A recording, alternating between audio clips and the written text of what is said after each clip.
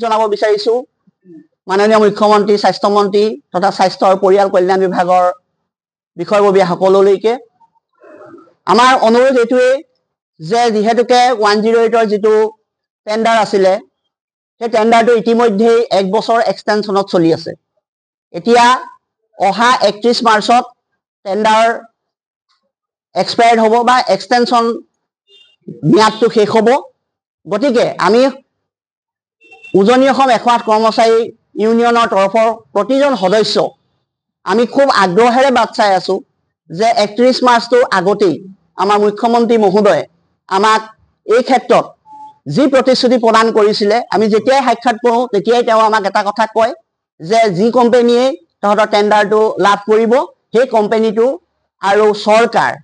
আৰু তোমালোক একেলগ হৈ আমি এখন মিটিং কৰিম আৰু সেই মিটিঙত তোমালোকক মই যিখিনি অভাৱ অভিযোগ মই টেণ্ডাৰৰ ইতিমধ্যে কিছু অন্তৰ্ভুক্ত কৰিছো আৰু যিখিনি থাকি গৈছে দৰমহা বৃদ্ধি বা আমাৰ অন্যান্য আৰু বিষয় আছে।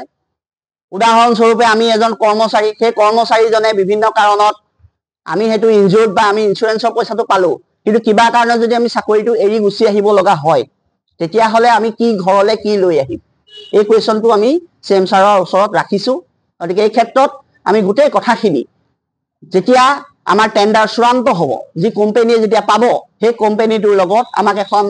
আলোচনা আমাক মিলিত কৰাম বুলি তেওঁ প্ৰতিশ্ৰুতি প্ৰদান কৰি থৈছে। গতিকে আমিও ল'ৰাখিনিক ছাৰৰ প্ৰতিশ্ৰুতিটোৱে আমি তেওঁলোকক আমি বুজাই বঢ়াই ৰাখিছো যে ছাৰে কৈছে যেতিয়া ছাৰক বিশ্বাস আশ্বাস আছে ছাৰৰ ওপৰত আৰু ইতিমধ্যে তেওঁ আমাক এইখিনি সহায় কৰিছে। গতিকে আমি সেই মিটিংখনৰ কাৰণে খুব আগ্ৰহেৰে আমি বাট চাই আছো। আমি আশা ৰাখিছো খুব সোনকালে আমাৰ লগত টেণ্ডাৰটো চূড়ান্ত সিদ্ধান্ত প্ৰদান কৰি আমাৰ সেই মিটিংখন CM ছাৰে আমাক উপহাৰ দিব আৰু আমি সেই মিটিঙতে আমি আমাৰ কৰ্মচাৰীসকলৰ যি শেষ ইচ্ছা যি শেষ আমাৰ আহ্বান যি শেষ অনুৰোধ আমি কৰিম আৰু তাতে আমি CM ছাৰৰ বলিষ্ঠ হস্তক্ষেপত আমি নিশ্চিতভাৱে আমি সফল হ'ম বুলি আমি সকলো কৰ্মচাৰী আশাত ৰখি আছো।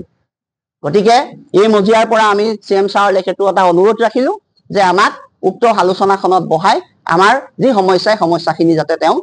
সমাধান কৰাত তেওঁ আমাক সহায় সহযোগিতা আগবঢ়ায়। আৰু কি থাকিলে আমাৰ কৰ্মচাৰীসকল তেওঁৰ প্ৰতি আশাবাদী তেওঁৰ মুখখনলৈ চাই আমি ৰখি আছো আৰু লগতে আমি এইটো আশা কৰিছো 31 মাৰ্চত যিহেতুকে টেণ্ডাৰৰ ম্যাদ শেষ হৈছে গতিকে 1 এপ্ৰিলৰ পৰা যাতে আমি নতুন টেণ্ডাৰৰ যিখিনি আমাৰ দফা অন্তৰ্ভুক্ত কৰিছে আমাক লৈ ইন্সুৰেন্সৰ ক্ষেত্ৰত হওক ইনক্ৰিমেন্টৰ ক্ষেত্ৰত হওক গতিকে এই কথাসমূহ যাতে আমি 1 এপ্ৰিলৰ পৰা লাভ কৰিবলৈ সক্ষম হওঁ বা আমাক যাতে মুখ্যমন্ত্ৰী মহোদয়ে আমাৰ কৰ্মজীৱনত এইখিনি যাতে এড কৰি দিয়ে সুবিধা কৰি দিয়ে তাৰো আমি অনুৰোধ ৰাখিলো। গতিকে শেষত আমি শিৱসাগৰ জিলাৰ আমগুৰি প্ৰেছ ক্লাবৰ সমূহ সাংবাদিক বন্ধুসকলক আন্তৰিক ধন্যবাদ জ্ঞাপন কৰিছো আৰু ভৱিষ্যতলৈ এনেদৰে সহায় সহযোগ পাম বুলি আশা ৰাখি আজি এই সংবাদ মেলখন আমি বৰ্তমান আমাৰ কথাসমূহ বন্ধ কৰিছো আৰু যদি কিবা আপোনালোকৰ